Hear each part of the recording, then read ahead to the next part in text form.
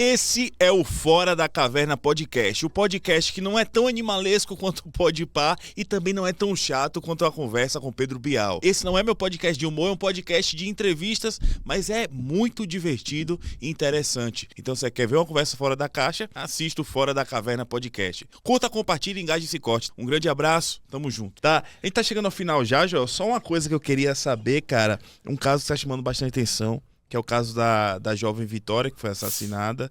E aí muitos questionamentos estão aparecendo. Quem é o autor do crime? O que aconteceu? Eu realmente soube pouco da história, eu vi pouco. Mas o que aconteceu, de fato, com essa menina? Ela foi assassinada? Isso aconteceu em Cajamar, tá? Uma cidade aqui do lado de São Paulo. Era uma menina de 17 anos de idade. Ela trabalhava num restaurante dentro do shopping em Cajamar. Geralmente o pai dela buscava ela, né? Ela ou buscava no shopping, ou ela entrava no ônibus, pegava o ônibus até perto da casa dela, depois o pai dela buscava, porque a região onde fica a casa dela é uma região meio inóspita, tem umas chácaras, tem pouca iluminação, um lugar muito perigoso para a mulher andar, realmente. Sim. E aí, tem um determinado dia, no dia 26 pro 27, que o pai dela não consegue buscar ela porque o carro quebra.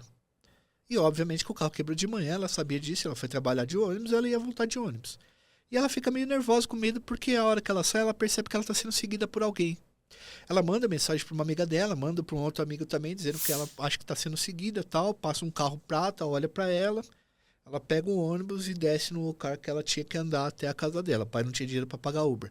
Esse lugar onde ela desce, depois dela ter pegado o ônibus até a casa dela, é um lugar que tem pouca iluminação. E ela some ali, do dia 26 para o dia 27. O corpo dela é achado no dia 5 de março. E ele é achado num terreno baldio, já o corpo em decomposição. Ela é achada com uma degola aqui, né? Meio cortado aqui o pescoço, com o cabelo raspado e só de sutiã, né? Tinha a parte do sutiã. E assim, a princípio, a mídia falou que poderia ser um crime ligado à facção, só que a facção que tem aqui em São Paulo, ela geralmente não executa menores, principalmente mulheres. Então os caras já tiraram o corpo fora. E aí começa uma série de pataquadas que a gente precisa falar sobre a mídia tradicional, né? A mídia começa a soltar notícias, a polícia desmente. A polícia solta a notícia, a mídia desmente. Então, a princípio, os caras chamaram um rapaz para depor que seria um ex-namorado da Vitória, um tal de Gustavo Vinícius. Só que eles erraram o nome, a mídia chamou o cara de Gustavo Lira. Gustavo Lira era um namorado antigo da Vitória, que não tinha nada a ver com a fita. Esse Gustavo Vinícius, ele teve um caso com a Vitória, e ele foi chamado e a polícia colocou ele como suspeito porque ele teve umas contradições na fala do depoimento. Mas ele foi liberado, a justiça acabou não deixando prender ele e tal. Depois, os caras continuam investigando, colocam um novo suspeito, um tal de Daniel, que teria um envolvimento amoroso com esse Gustavo Vinícius, que é ex da Vitória, certo? Chega na Globo lá, o pai da menina tá lá, a Patrícia Poeta chega pro cara e fala assim, não, o crime já tá resolvido. Foi o Gustavo, o Daniel que fez, porque ele estava namorando com o Gustavo, tinha um caso com o Gustavo e estava com ciúmes da Vitória, então foi um crime passional. Falo isso na frente do cara. Só que o delegado desmentiu, disse que não é isso, né? Não chegou nisso nem nada. Aí ficou 3 suspeitos. Ficou esse Daniel, esse Gustavo Vinícius, o Daniel que seria o namorado desse Gustavo Vinícius, o Gustavo Vinícius que seria ex-namorado da Vitória e um cara chamado Michael dos Santos. Esse Michael seria o cara que era motorista do carro que sequestrou a Vitória, teoricamente, tá?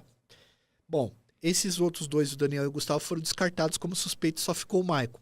Aí sim, os indícios sobre o Michael ficaram maiores. Dizem que ele confessou agora, Fernandão, deu certo o negócio da confissão dele, e os caras falaram que não. Minha mãe falou que acha que sim. Porque é o seguinte, a Vitória, ela não foi desovada no lugar que ela morreu. Ela morreu no lugar, ficou uns dias, até entrar em decomposição, e o cara jogou num terreno baldio. Porque tem certas características do corpo que demonstram que ela não estava lá desde o dia 27. Esse Michael, os caras quebraram o sigilo do celular dele, com um programa chamado Celebrite, que é um programa israelense que ele recupera as mensagens perdidas. Nessas mensagens, tinha acesso do Michael no Instagram da Vitória, tinha fotos da Vitória no celular dele, tinha fotos de meninas que eram muito parecidas com a Vitória no celular dele. As ferramentas que estavam no local do crime, onde ela foi desovada, o corpo foi desovado, eram ferramentas do padrasto do Michael. O Michael estava com o carro, segundo o sensoramento remoto, perto do lugar da onde ela sumiu. O carro do Michael ficava sempre na frente da casa dele porque não tinha garagem. No dia, na noite, não tava. Ele falou que ele estava com a esposa dele desmentiu. Então, todos os indícios levam a gente a pensar que pode ser o Michael o suspeito da situação. Beleza? Então, até esse momento Ontem à noite, eu sei porque eu entrevistei o advogado da Vitória, o Dr. Fábio Costa, tem entrevista lá no meu canal, a gente está cobrindo. Eu só parei de cobrir o caso e fiquei mais ligado, depois eu fui cobrir mais devagar, quando os caras disseram na imprensa que o pai dela poderia ser um suspeito. Pelo amor de Deus, né, mano?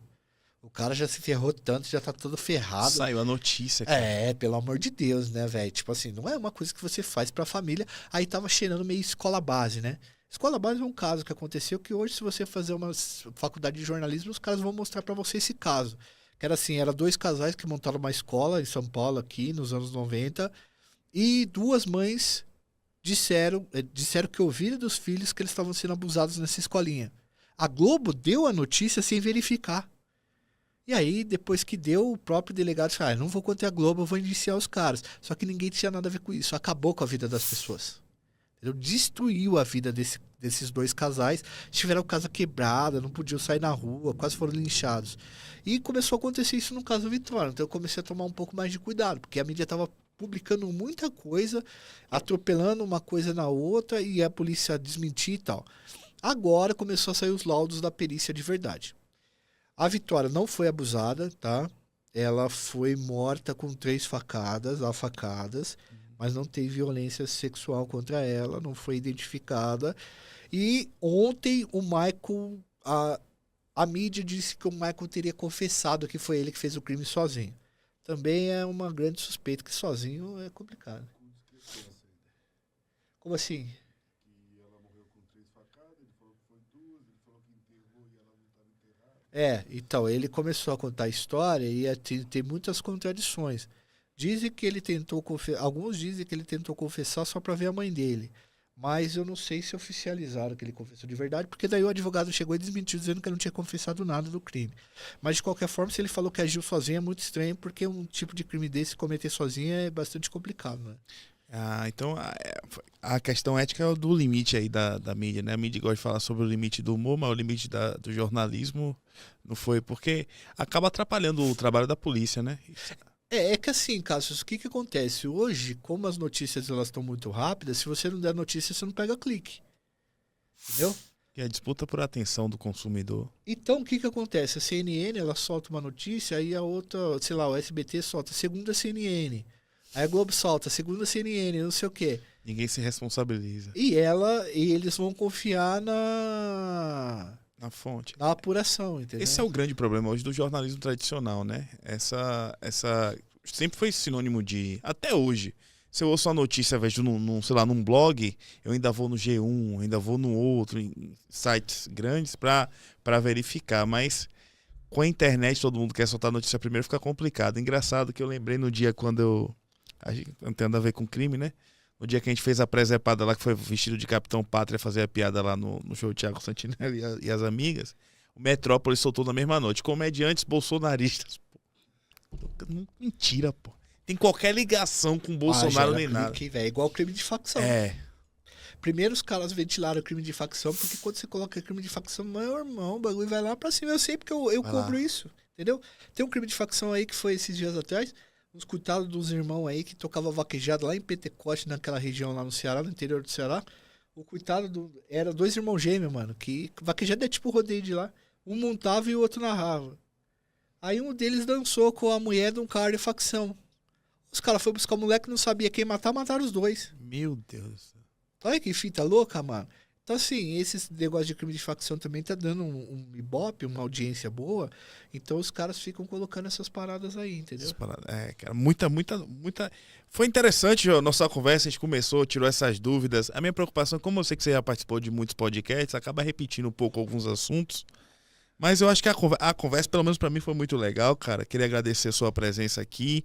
E pra galera te encontrar, seus projetos, você pode falar pra galera aí, por favor, cara? Cara, meu Instagram é @joelpaviotti e o nosso canal é o Iconografia da História. Se vocês jogarem Joel Paviotti, também certamente vai aparecer os nossos vídeos lá, porque às vezes o nome Iconografia da História é complicado. Eu não queria ter esse nome, mas infelizmente ele veio da época do Facebook, que a gente produzia coisa totalmente diferente, e ninguém sabe falar, porque o nosso público, a maioria é povão. Sim. Então o cara fala, pô, lá no Rio de Janeiro eu sou o gordinho que fala de crime no YouTube.